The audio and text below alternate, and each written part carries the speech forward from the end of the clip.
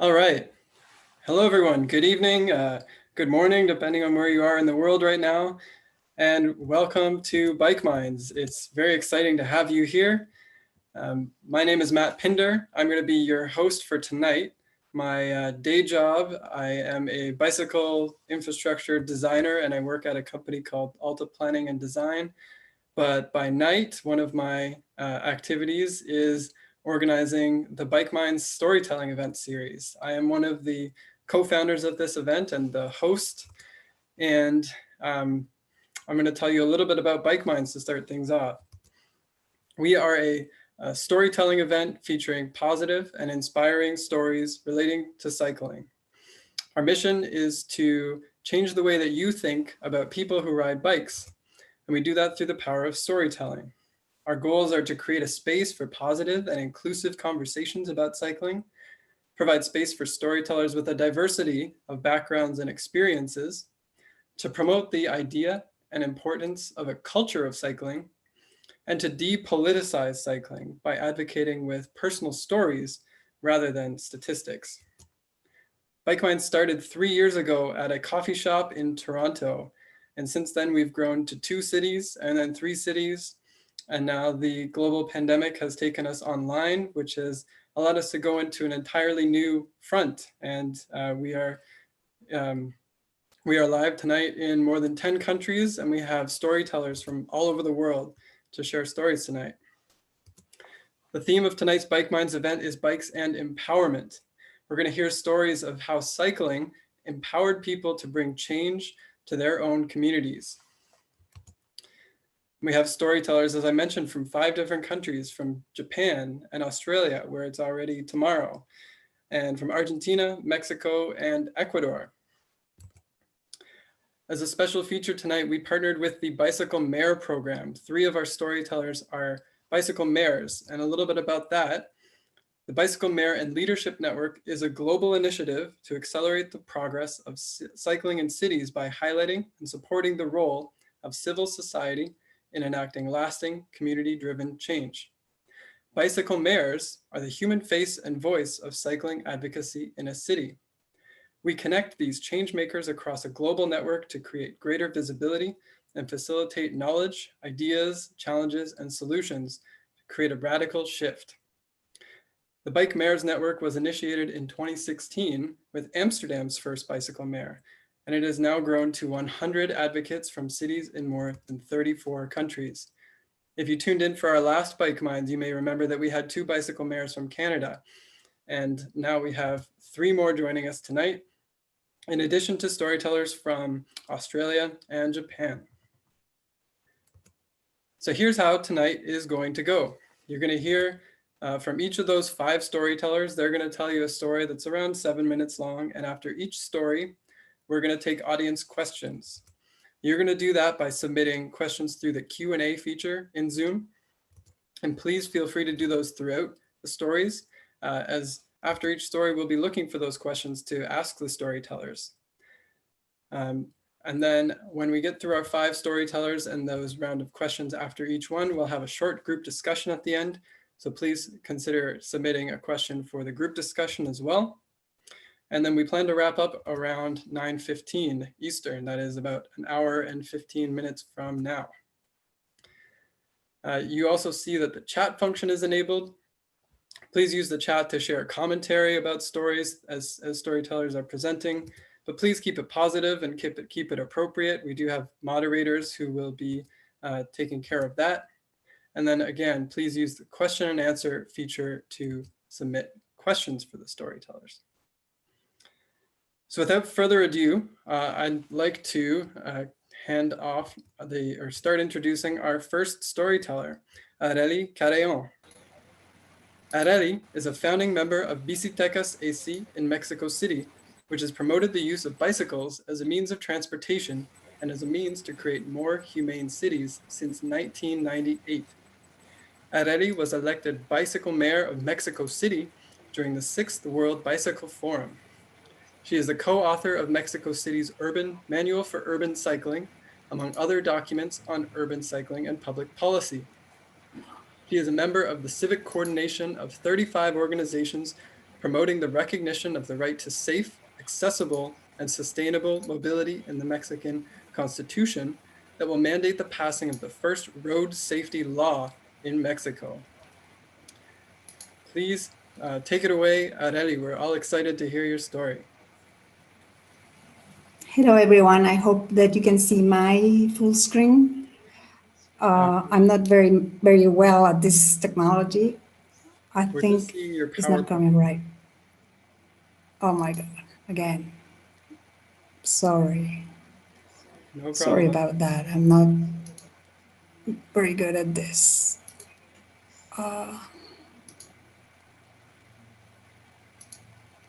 You may recognize the name ARELI CARREON. She was featured on Michael Koval Anderson's Life-Size City as well. Okay, there, we can see your screen, ARELI. Please take it away. Thank you. As you were saying, I'm the bike mayor of Mexico City, and I'm part of the Bicitecas team, the tribe that began promoting cycle use in Mexico City 22 years ago. From this picture, you could see that bicycles have been around in Mexico City from forever, from the very start of cycling and the invention of the bicycle. We had bicycles in the city, and they were really hugely popular in Mexico from the beginning. It has been around forever. But what we did as a team of people was to present cycling as something that we wanted to do. And we wanted to do this with humor and with new strategies to communicate this. Because during the past 60 years in Mexico City, bicycles were seen as just a joy or a sport, or mostly a very poor people's option to move around. It was not considered a transportation form of a mode of transportation.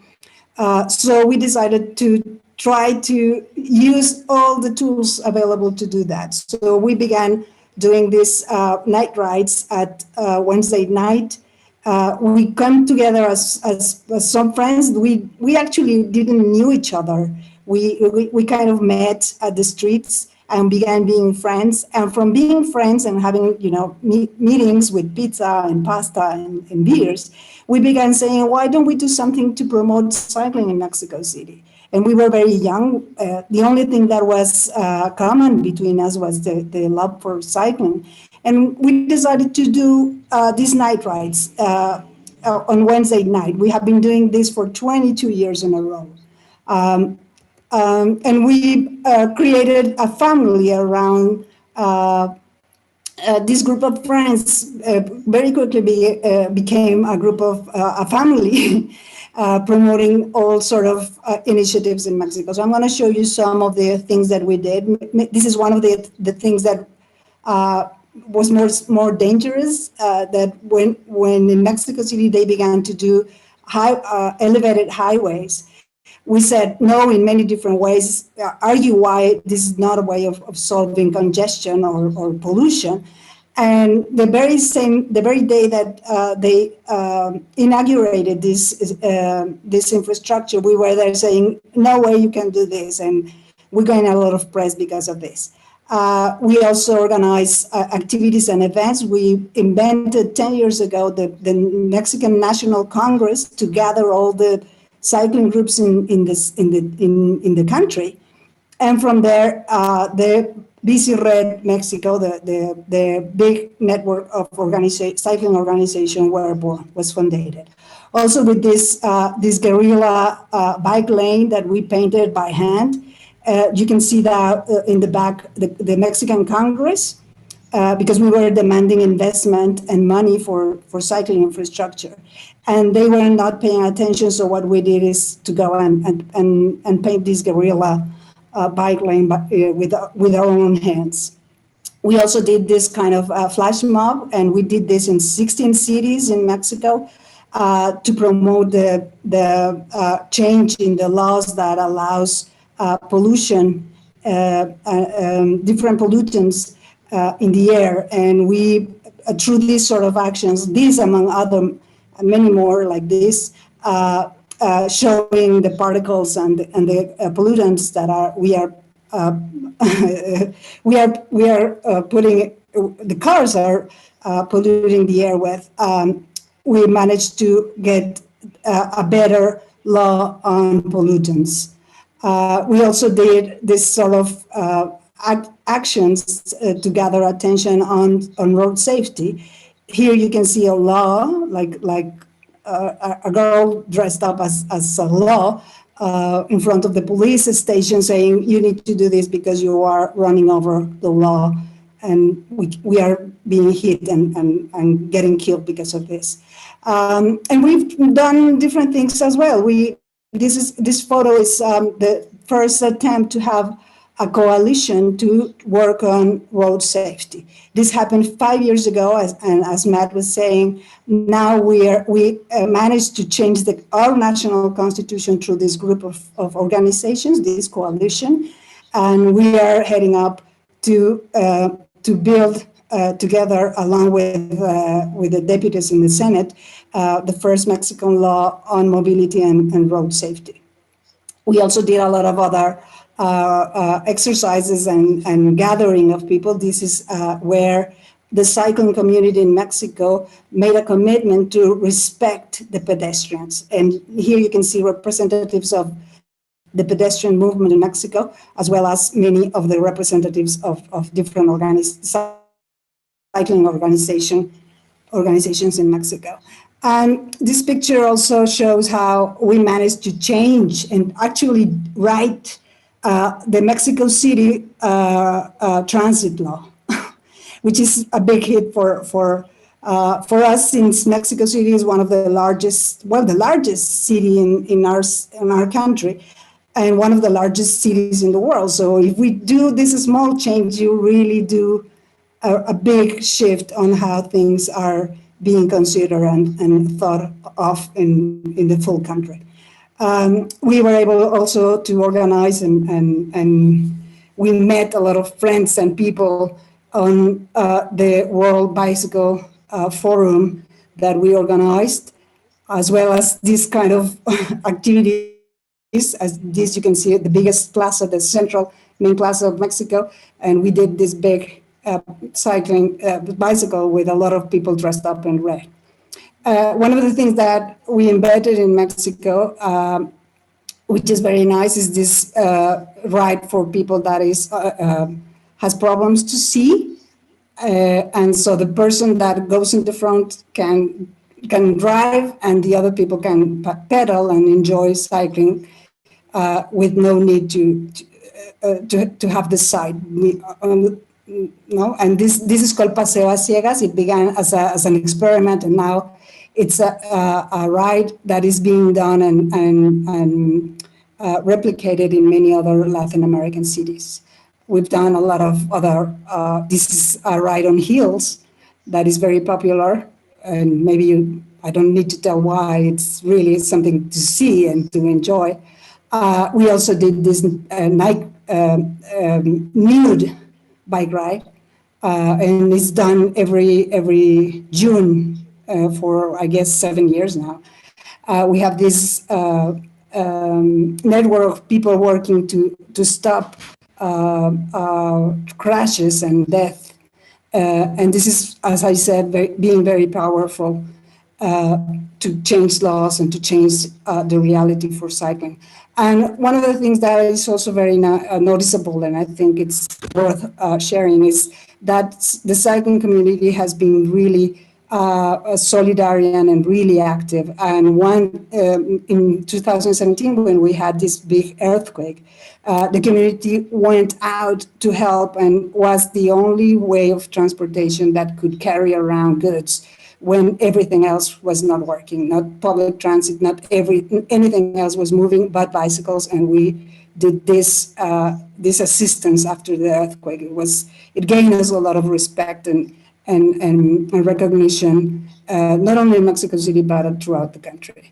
And just to share some of the things that I've done as an activist myself, I've done it almost all, like getting into the ring, being naked, organizing high heel activities, being part of the Women for Climate And here you can see me also with Mexico's president talking about road safety. And this is the sort of things from being friends, from being just a bunch of guys that wanted to ride. We've done it, all this to change Mexico City and to promote more humane cities, not only for this big city, but for all Mexican cities. And we have a lot of, we had a lot of fun, and we're wanting to keep on doing this. And I'm very pleased to share some of the things that we've done. And really looking forward to hear the other stories, and just saying, don't never anybody stops you. Don't never accept a no for an answer. From in the beginning, they were laughing at us in our faces. They were saying bicycling will never be a thing in Mexico City, and we're here to say that's not true. And we've made a lot, and we're really succeeding in changing that reality and that no for a yes. Thank you. Wow, thank you so much, ARELI. That was, you are such an inspiration and clearly a veteran of bicycle advocacy. That was so cool. You mentioned that you know all of this activism that your last 20 years has been based on kind of goes back to just biking and meeting some friends in the town square on an evening. I'm really curious to know what was it about like that encounter, or what was it that pulled you into this lifetime of hard work and advocacy that you just kept pushing for? Because that's, you know, it's a huge endeavor. Well, actually, we come from different backgrounds, all of us, like the main group that created Bicitecas. Actually, I became an activist in Canada, you see, because I lived, my sister lives in Montreal for almost 25 years now. And I spent 1 year living in Canada, and there I became fond of bicycling. Like it was like, how come they Montrealers only have 2 months to cycle around? And I was like, in Mexico, we can do this all year round. Why not? And then I came back. The first thing I did was to buy a bicycle. And I've never stopped riding my bicycle in the last 25 years now. I got married with a cyclist. My kids, like everybody that I love, is cycling around. So, I mean, I have all the incentives to keep on doing what we do. We love to do this. All the people that I care about rides a bike. So we have all the incentives to keep on pushing for a better infrastructure, better policies, and a better city for everyone. Yeah, it sounds like it's become almost every aspect of your life. I know how that feels. Yeah. Yes. One question from the audience: how do you avoid burnout, and how do you keep going with, you know, so much energy and enthusiasm? The key for activists doing this is try to get a good mix of this frustrating work that you need to do with the politicians, along with the good mix or good quantity of fun work and working with the community. And that way it's possible to do this. I mean, because all the frustration that comes from asking and having a no answer changes completely when you do a community work that is a yes, let's do it.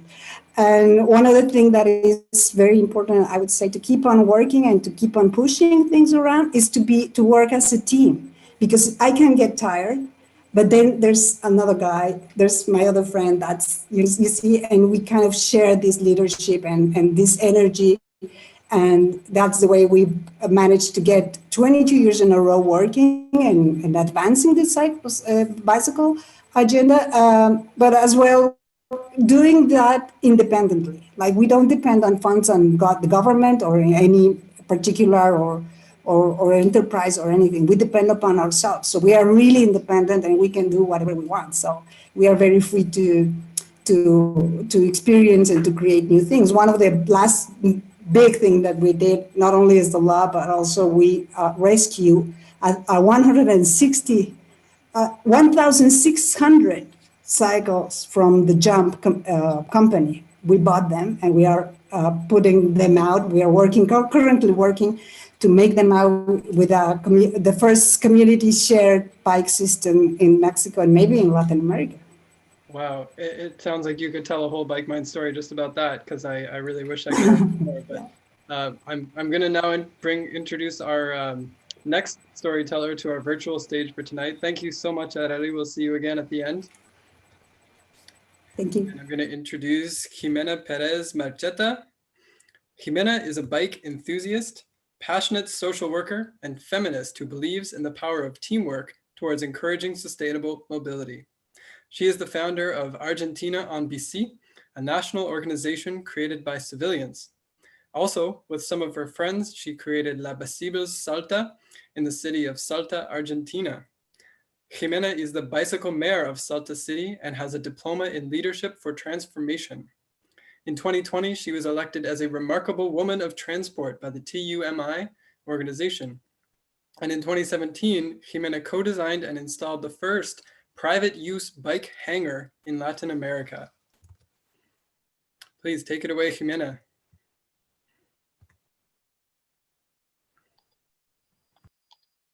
Thank you. Okay, hi everyone.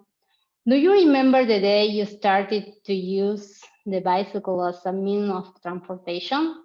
I do. Like many of you, I used to ride my bike as a child and stopped when I became an adult and entered the adult world. Why? At that time in my city, the bicycle was only considered a child's toy, not a means of transportation for a middle-class woman. At the age of 25, I got to know Berlin through a business trip. And one morning, I was walking and I saw a girl passing in front of me. She was riding a bike and wearing office clothes. It was love at first sight. At that moment, I realized that the bicycle was perfect for going to work.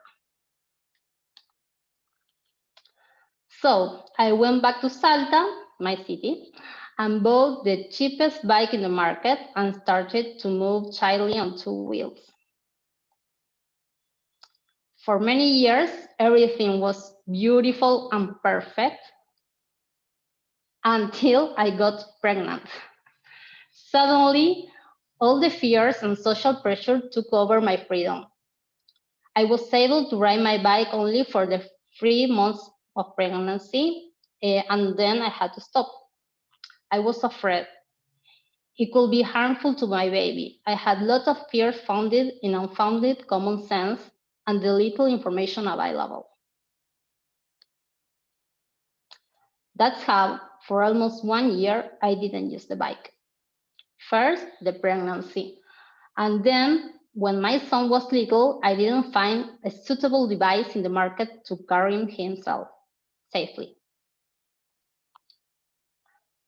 Without a doubt, motherhood meant a turning point in my life on top of a bicycle. With this experience, realized how difficult the mobility of people who take care of children is. When my son Boris, this is Boris, was almost 1 year, I thought it was time to put him on a bike seat for the first time. Since then, we have gone through a journey of mutual learning, full of fun, a lot of fun, and challenges. As my son grew older, the need to move and carry things also increased. Boris grew so much that at one point the bike seat was not enough. He often fell asleep on our trips. That was very common. And so was born the idea of having our own cargo bike, the first one in our city. With the cargo bike also came our hangar. This is a parking lot located on the street in the space that will be occupied by a car. This project was financed and co-designed by me. Sometime later, I found out that it was the first private bike and car in Latin America. That's how the cargo bike became my ally and allowed me to leave behind the car completely. Not only did I transport children, but also I could carry the grocery shopping, plants, furniture, and even pruning remains. Each street earned, every challenge met showed me the power of moving by bike and the impact that had on me, my city, and other people. The bicycle has changed my life and my perception of the city. Hopefully, it will allow my son and future generations to adopt a new perspective on their right to the city. Cycling is more than just moving from one side to another. Many times, without noticing it, we are generating an impact that we have no idea about. Like that girl on a bicycle that one day passed in front of my eyes, and just by getting on the bike that day, she made a significant impact that reached the other side of the ocean. Have you thought about who you inspire today?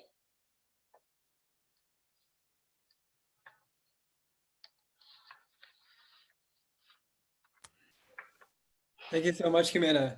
Thanks for sharing your life story from the perspective of the bicycle. You've reminded me that I really need to start thinking about getting a cargo bike sometime soon. I'm curious to know, you're a bicycle mayor of Salta. What inspired you to become the bicycle mayor? I'm not sure, but for sure some of my friends, then they do amazing things, and they are my inspirations all day. So sometimes you didn't know about your power working in a cause, but when you have a support, a teamwork, and friends near of you, you can do anything you want. Well said. And one more question from the audience. Is it easy to find cargo bikes in Salta? No, it's very difficult. It's still is the only one, still being unique. You have to buy it in another city, very far from Salta. So it's hard to have one or to find one here. Wow. Okay, well, thank you so much for your story, Jimena. It was very inspiring, and we'll see you again at the end of the event. Thank I'm going to introduce our next storyteller, Cristian. Cristian Saenz De Viteri. Everyone. Are you there, Cristian? Great. Is General Manager of Iguana Bike Tours, SA, a teacher at the University of Guayaquil, and bicycle mayor of Guayaquil. He is the ambassador in Fundación Enseña Ecuador and a member of the international network Teach for All. He is an engineer in international business management and holds a master's degree in educational management and leadership and a diploma in public policies. Please take it away, Cristian. Thank you, Matt, and thank you everyone for being here. I'm going to share my slides. Okay, so, sorry, I have to share the sound as well. Okay, so thank you for being here, for taking a moment to listen about Iguana Bike Tours. So Iguana Bike Tours, it's my company, which it is about showing my city, Guayaquil, Ecuador, in a bike-friendly way.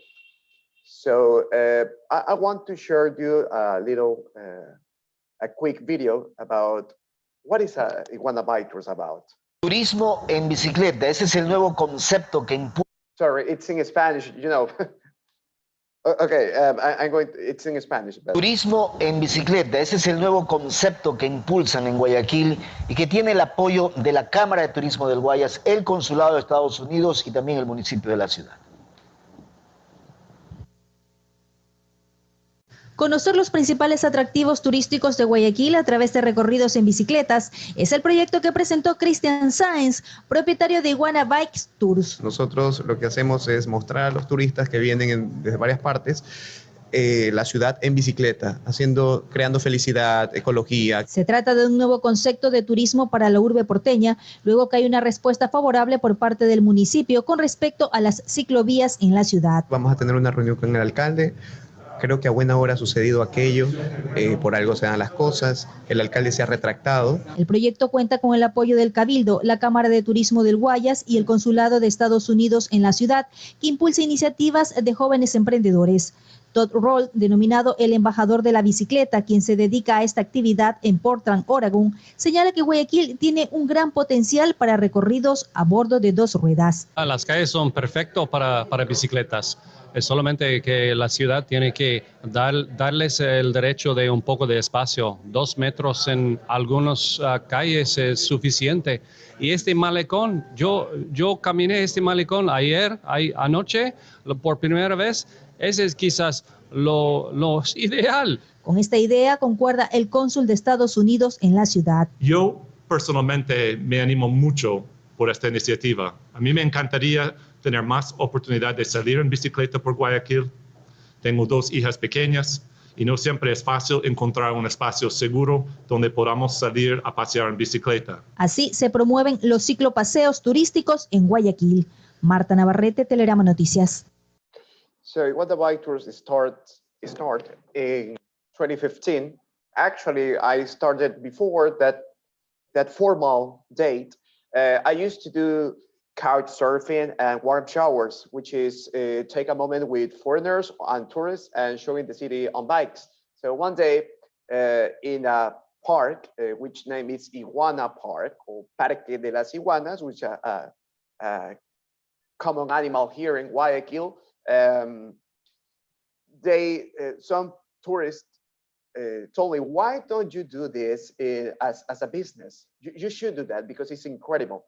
So then I turned that part into an entrepreneurship, like a firm. And in 2015, I got married. This is my wife, and both are working in this Iguana Bike Tours and everything which is focused on bicycles. Not only the eager and the desire to promote bicycles, but also we have studied and focused our academic part into applying bike education, driving education to change our culture, because it's very difficult so far to ride a bike in my city. We do not have bike lanes so far, and we're trying to change that into all the fields possible that we can do. And in 2016 and 2017, I got, as you could see, I have some support. Well, actually, it's a big support from the United States because they are trying to get moved. And now I'm having the support from Netherlands through bikes. In 2017, I had the opportunity to travel to the United States to learn about the bike culture in Portland, Oregon, which for 5 weeks. And they taught me everything about bike culture, how to change a city into a bike-friendly city, which is very difficult, but we have to push every year to get that.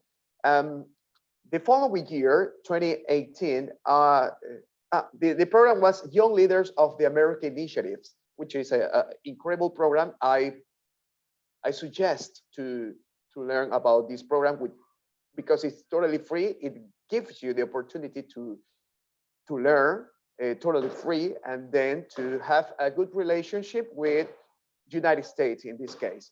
And so since that year, so far, I have had opportunities from and grants and support from the United States consulate, general consulate, or embassy.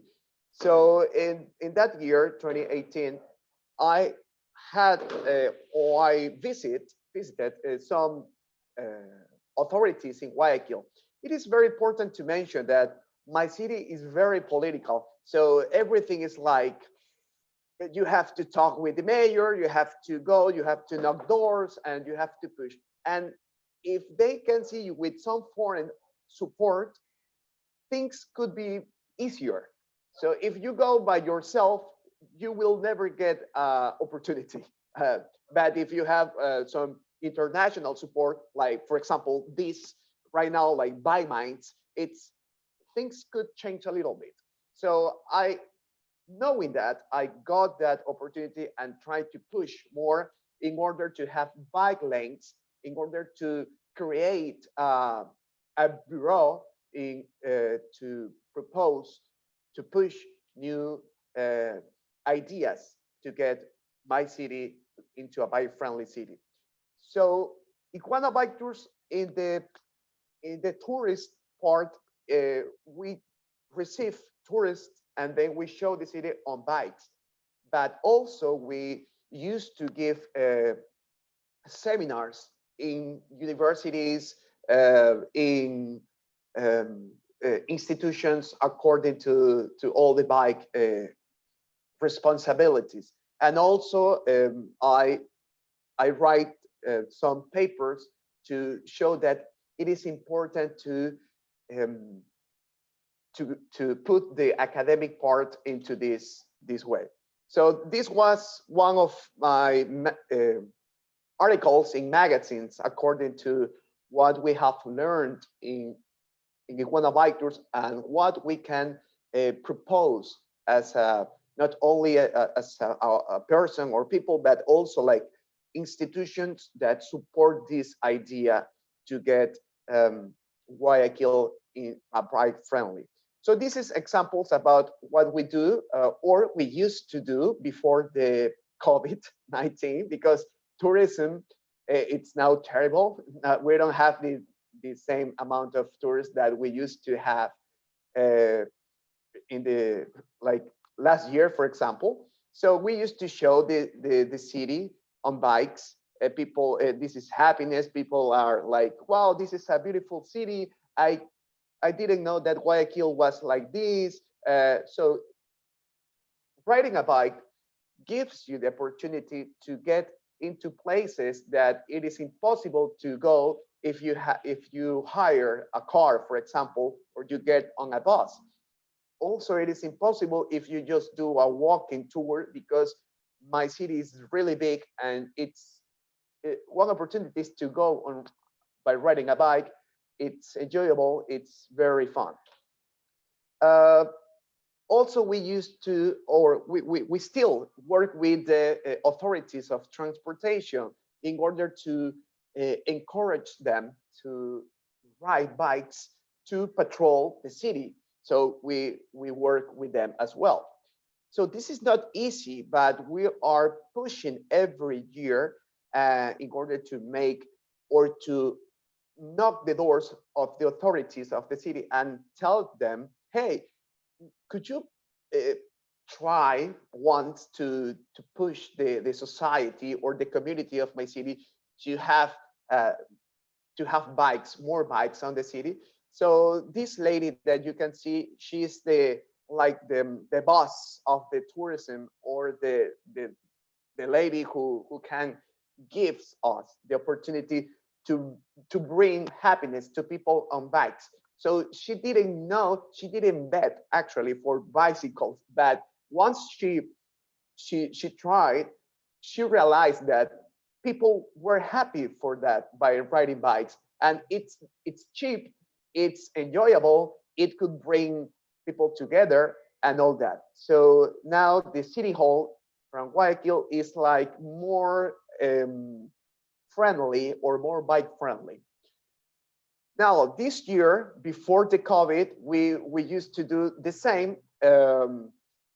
We used to visit restaurants, museums, parks, and all parts of the city by riding bikes. And not only with foreigners, with tourists who visit the city, but also with the citizens, that they were afraid by using bicycles.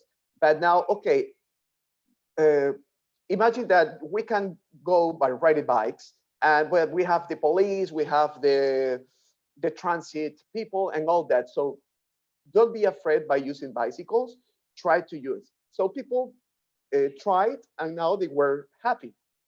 And they still doing that with, of course, with the COVID mask or the mask against COVID.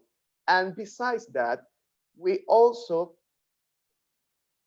select amount of entrepreneurs from my city, people who need to, who use bicycles, tricycles, in order to sell their goods or products. So we gave them these seminars to get a better job opportunities and using bicycles and tricycles as well. So for that, we ask institutions, firms, and all that in different cities of Ecuador to ask them, why don't you join to this interesting idea, which is support entrepreneurs who use tricycles or bicycles, and this is a green part. And well, then the COVID came, right? So I became the bicycle mayor in Guayaquil, thanks bikes. And the things that I have learned from bikes, I used to teach or to share with people who are interested in learning about what other cities or countries do. So, and then we continue this Pedales Unidos, which is the name of this program. Train entrepreneurs, give them tricycles or bicycles to encourage or to reactivate the economy. Now we give training or business training through Zoom or like now. And besides Pedales Unidos, which is the name, it's like United Pedals, which is the name of this entrepreneurial part, we still do or manage these bicycles, bike tours, but to reactivate the intern or the local tourism. So people from other cities, as we don't have now the same amount of foreign tourists, now we try to invite our city or citizens from several parts of Ecuador or neighboring countries like Colombia, Peru, whatever, to come to Guayaquil and to enjoy our city using masks, doing some stop to try local food like fish, like encebollado, like ceviche, and continue cycling. And at the end of our bike tour, we how do I say? I don't remember, but we give away, okay, t-shirts, masks, bicycles, okay? So it's concurso, it's in Spanish. Sorry, I don't remember that word in English. But the people who participate, they have the opportunity to get a bicycle totally free. So that's our people. That's people from Ecuador and other parts from the world who enjoy Guayaquil in a different way. Well, riding bikes, protecting bike security, stuff healthy, and maintaining the distance, And so I have been sharing all this. I'm really thankful and happy to be to have the opportunity as a bicycle mayor now, because of the as we are we're not in quarantine, but we now have this new style to be at home more time. So now I'm I'm working some research about bicycles, like building bike lanes, how to get a bicycle education to our culture, which is very difficult, and all that. So now, if you can see, I have posted or pasted the Bikes logo into one of our tours, and also the General Consulate of the United States, because they always support our ideas. One thing which is funny is the local authorities or local politicians, they don't care about bicycles. That's a critical point. And sometimes they just accept to join with you or to have a bicycle routine, but only for the pictures. And they post the pictures and all that phrases about, yeah, bicycle is important, all that. But that's because they are politicians, but not real leaders on this bicycle topic.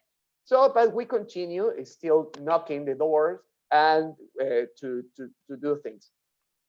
Okay, so this is all the bicycles tours that we do in Guayaquil, and now we have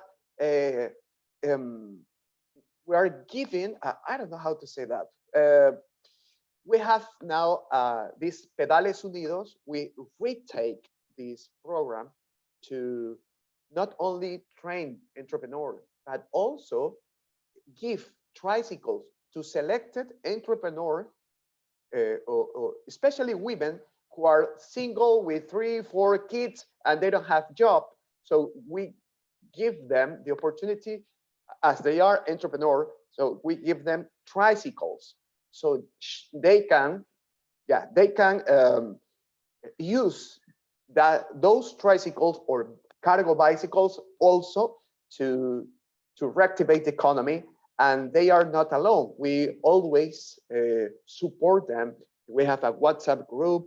We also have continuing seminars through the web, and this is signing the commitment with all these ladies who they know that they have to get these tricycles, and they have to. I'm sorry. I'm going to share a quick video. I'm almost finished, but let me. Christian, I think we're going to have to end your story there. I'm sorry we can't see the rest, but I want to make sure we keep on schedule and get the other storytellers. But it's really inspiring, the work that you're doing. I have to say, and I'm going to echo the comment that was made by Ben, who said he's blown away by how much you're doing in Ecuador, and the energy is infectious. So thank you so much, Christian, and please keep it up. We're looking forward to hearing how you progress there. I'm going to introduce our next storyteller for the evening, JULLIETTA Jung. JULLIETTA is a beach-loving, Korean-born Australian living in Sydney. By day, she leads the work at Transport for New South Wales to look at data to develop cycling insights. She's been working there for the past 5 years in various transport planning roles. By night, JULLIETTA is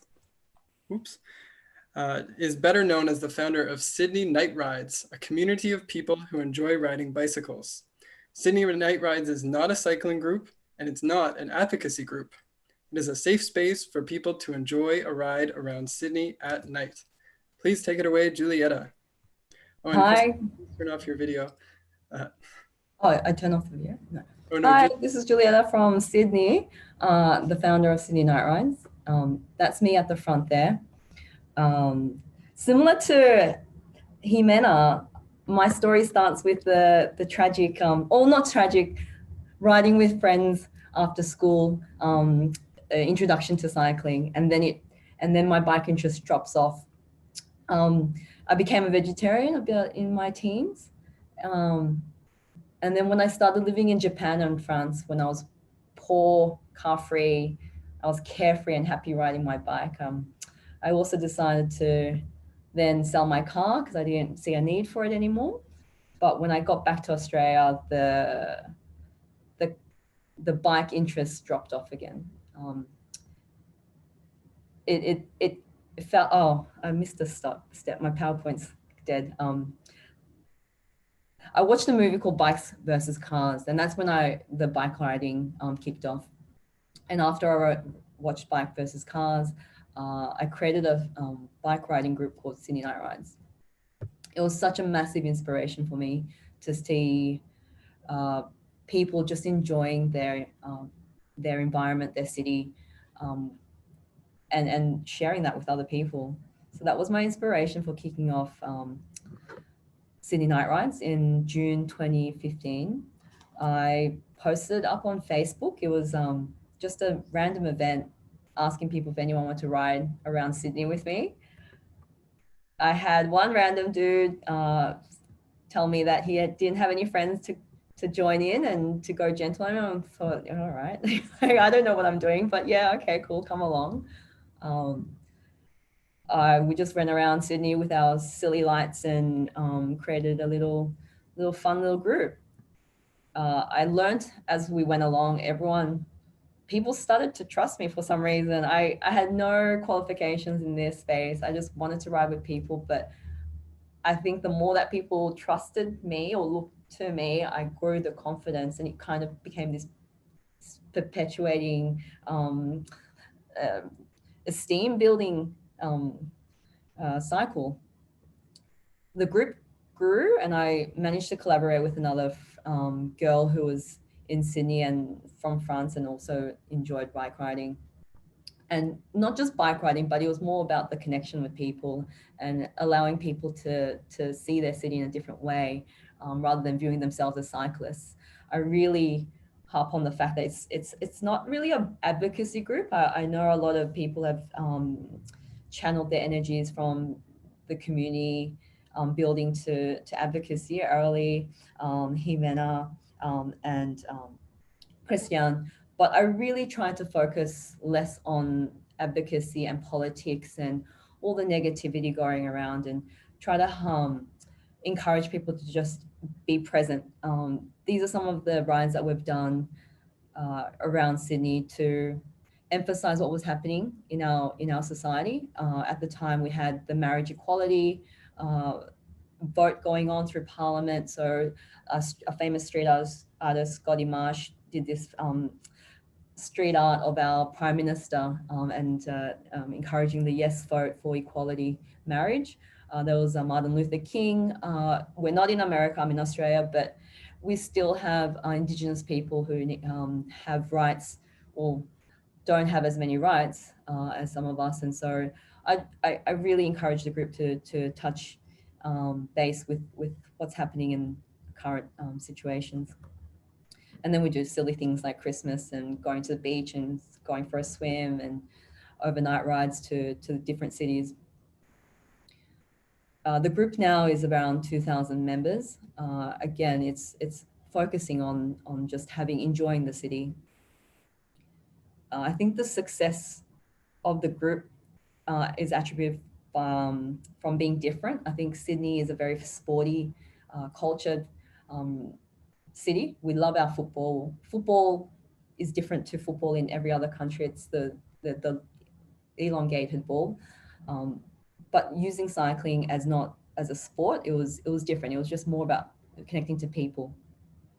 And the diversity in the group. I was tracking the numbers, and we had about 50% were females in the group at its highest points.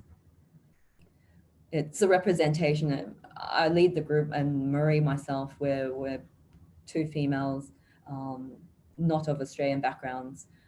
Well, not Australian, like white Caucasian Australian backgrounds. And it was more very open. I didn't really have any filters on people. People could join whatever they want, whatever bicycle you had. I didn't really care. We were just riding slowly, and you included. And again, the relevant, being present with what's happening in society. And then the not serious, it was very laid back. Our rides, create silly maps for people to say that we're going out to just have ice cream. And I think that's how the success came. But there are some challenges with this model. I think there's the sustainability, scalability issue with anything organization. Christian has made it into a company. ARELI has massive organizations behind her, and I have yet to overcome that challenge of how to make this scalable. I have issues with delegation, just letting go, I think, of this little group that I've created, and trying to keep it underground still. I didn't really want to delve into advocacy and politics. So and how do you overcome all the liability issues that inevitably come with being a big group? So they're challenges that I've still yet to overcome. So how have I been empowered by this? I guess after the group has been created, I made quite a lot of connections with people in the industry. And shortly after I created, I was able to change my career. I was working in the software industry. I wouldn't say I was unhappy, but I wasn't really great at what I was doing. And this Night Rides group gave me an opportunity to connect with people in transport, and I managed to pivot my career. I took a massive salary cut, but I started within the active transport team as a support officer, and now I'm a sustainable transport planner working on the pop-up cycleways and looking at the cycling data that's supporting the cycleway movement within Sydney. And this is me in Amsterdam, where I met a few of you on a program called Planning the Cycling City. So thank you. Thanks, Julietta. A lot of people really liked your graph, and I'm really excited to see where that line goes over the next 10 years, because right now it's just totally exponential growth. My first question for you is, you got into cycling initially as a community leader, and now you do this for your profession. And I'm curious to know, how does your experience leading Sydney Night Rides influence you as a professional? It's so hard. Sometimes I struggle with what I can say or not say in both environments, because some projects are not being publicly announced. So the question was, how do I channel my professional life into my social life, or which way was it? What I'm saying is, does your community leadership experience make you a better professional? I think it does. It makes me understand people and how you can communicate the needs of people, experience from leading the group rides. And nice. We have one audience question about your graph. There was a point on your graph where your cycling dipped to 0 just before it went sharply up. And the audience member was curious as to what happened there. I came back to Sydney, and I was living at my parents' place, I think, which is out in the suburbs outside of Sydney. I moved close-ish to the station, I think, but yet still like extremely annoyingly not walkable kind of distance. So I got a bicycle. That's when the love peaked again back in Sydney. Very cool. Okay, well, thanks, Julietta. We'll see you again after our last storyteller for a quick discussion. And I'm going to start introducing our next storyteller, who is GAKUSEN IWASA. GAKUSEN is from Yokohama, Japan, which is near Tokyo. He is part of the new generation of urban visionaries and bicycle advocates in Japan. In 2017, he took the master class by Copenhagenized Design. Then GAKUSEN started to import the Danish Cargobike Omnium in order to make cargo bikes more popular in his community. Now he's tackling making streets more friendly for people through the Cycling Embassy of Japan. He's also interested in hosting a Bike Minds event in Japan.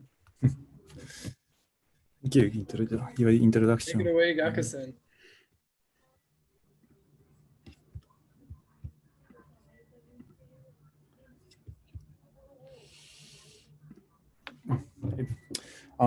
Hello, everyone, and good morning from Japan.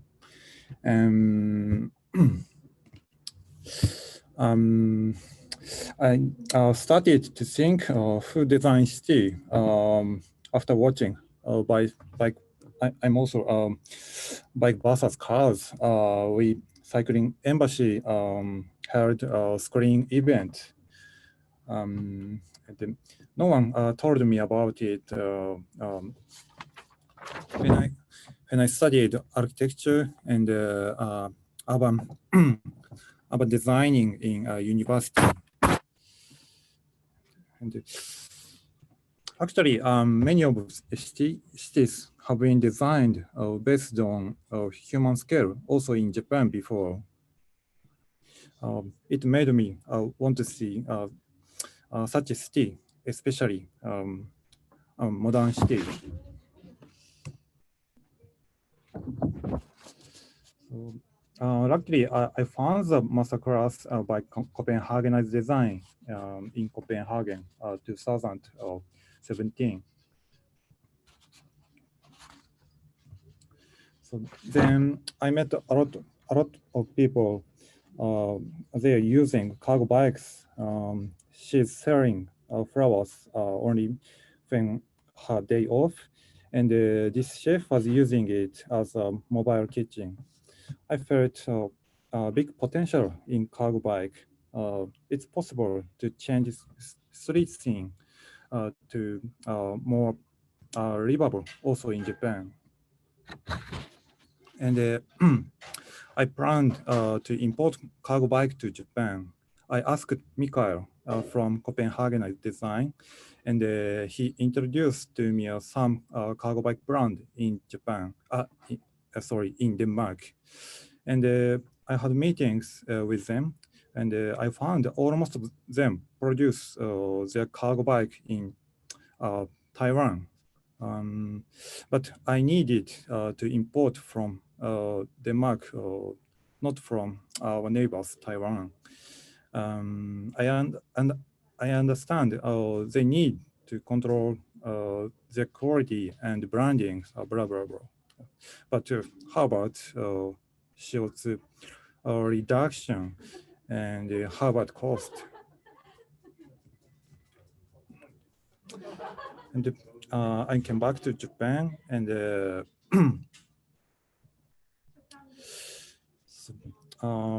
I held a cargo bike race at the beginning to meet people who use cargo bike in Japan. And many of them were cycle messengers. And some people use it for more private. But I haven't had my own cargo bike yet.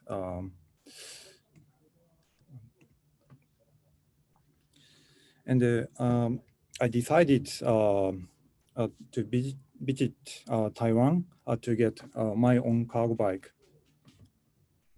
And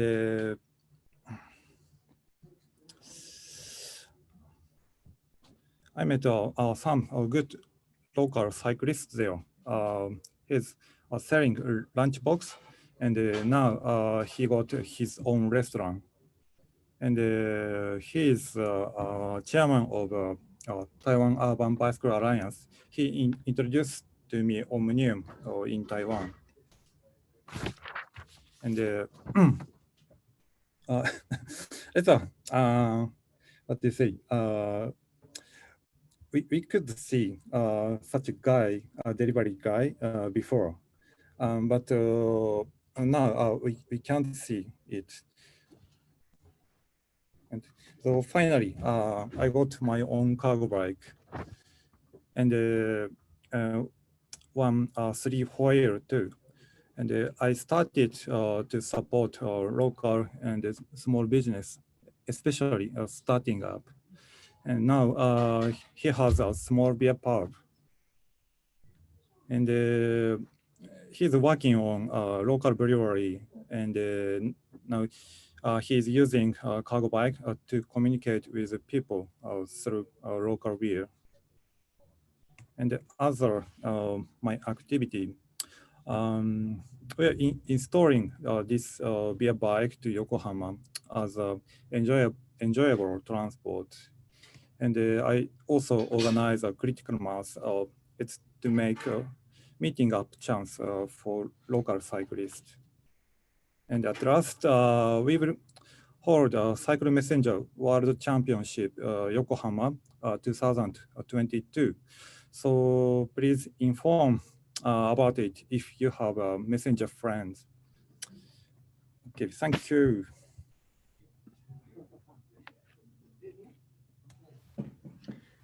That was great. Thanks so much, Gakusen.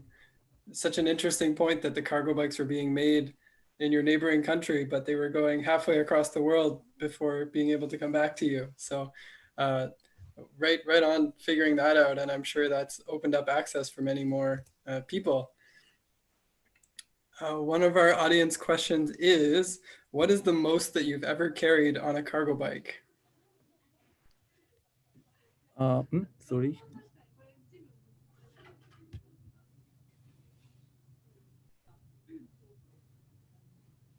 Sorry, say again. What is the largest amount of cargo that you have ever carried on a cargo bike? Me? Yeah. Maybe a bicycle or a friend. Yeah, it's fun to carry a bicycle on a bicycle. Yeah. Okay, one more quick question. Were you a bike messenger? Is that how you learned about Omnium bikes? So sorry. Were you?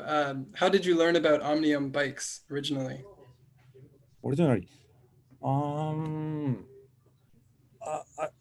I just I have watched the internet, and so what to say? So I remember I was excited to hear about it's possible to get Omnium in Taiwan. Yes. Very cool. Okay, I think thanks, Gakusen. That was a great story. I'm going to invite the rest of our panelists to now come back on, and we're going to just maybe have a quick round of questions before we wrap up in about 5 minutes. We got a few good questions that came in, but I'm gonna start with mine, and I think I'll just ask the question and then call on you one by one to answer. You've all done you all have such unique and empowering stories about how you've changed your own communities with the bicycle. There's a lot of people in the audience here tonight that are wanting to make change in their communities as well. And I think you've been really inspiring for them based on the comments that I'm seeing. But what is one piece of closing advice that you would offer to our audience? And maybe I'll start with, let's start with Julietta. Sorry, I missed that. Oh, no problem. What is one piece of final advice that you would offer to anyone in the audience who wants to build a bicycle culture in their community? I think it's the having fun part. ARELI mentioned how do you be sustainable as a volunteer advocate and all this stuff that she does on the side. And she says always having an element of fun, remembering why you got into it. I think that's was really important for my bike riding group to remember that. Having fun. What about you, ARELI? I would suggest, besides what I already said, that you try to work with others. Because one of the things that is really frustrating is that you feel alone. It's like you're, fighting against the tide. You're, swimming upstream. But once you share these feelings and this joy and this both victories and defeats and learnings, then you're elsewhere. So don't be on yourself. Go outside, cycle around, talk with others. Have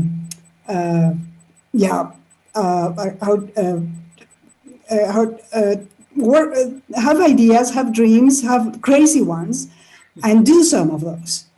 Go out and do some of your crazy dreams and your crazy ideas, because some of those are the greatest. So, well, but don't do that on your own. Don't keep yourself to yourself. Like go out and work with others.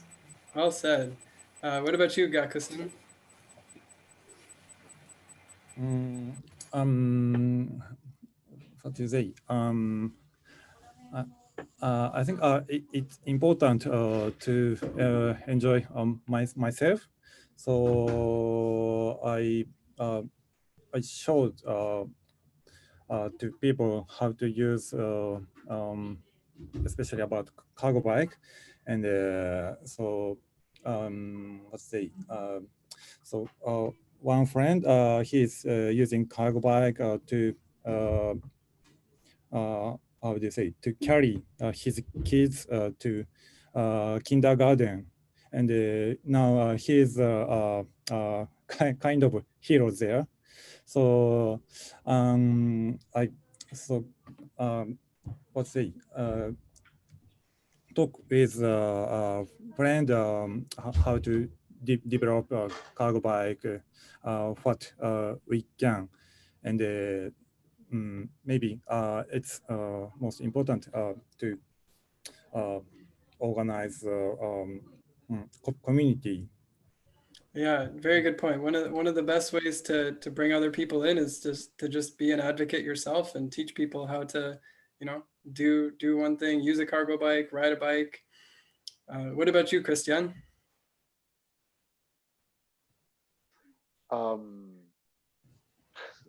Well, I think if you want to change your city, I think you have to challenge yourself. For example, in my case, is try to knock doors. The more difficult institutions that you think, knock and seek the path in order to get there. I think that's the key. More than they will close you, but maybe in one chance they will open you, and that's where you can, Great point. Persistence. So we've got have fun, work with others, teach others, knock on doors, and Jimena, you've got the last word. Yes, my advice is think big and don't think big. We need big dreams, but sometimes for start you will need small steps. So this is my advice. And get fun, a lot of fun. That's important. Yes, you can't do it without having fun, right? Okay, well, thank you so much, storytellers. I hope all of our members of the audience are clapping at home, and you've all been great sharing such supportive messages throughout, and all of the stories tonight have been so wonderful. And we did record tonight's event, and it will be going on YouTube so that these stories can be shared more widely with others. Just before we wrap things up, I have a few closing remarks. I'd like to thank all of the volunteers that made tonight's event possible. My volunteers, Catherine, Kayla, Rie, Suzanne, Robert, and Francisco. I'd like to thank the Bicycle Mayor program for providing us connections to some of our speakers tonight. As I mentioned, the recording will be posted on our website. That's www.bikeminds.ca. And please consider submitting a story. We're going to be back again in 2021 with another virtual event. And as I mentioned about GAKUSEN, you can also consider hosting a Bike Minds event in your own community. We have the resources to support that and help you out. So thanks everyone who attended tonight. Thank you, storytellers, and have a great rest of your evening or day, depending on where you live. Bye, everybody.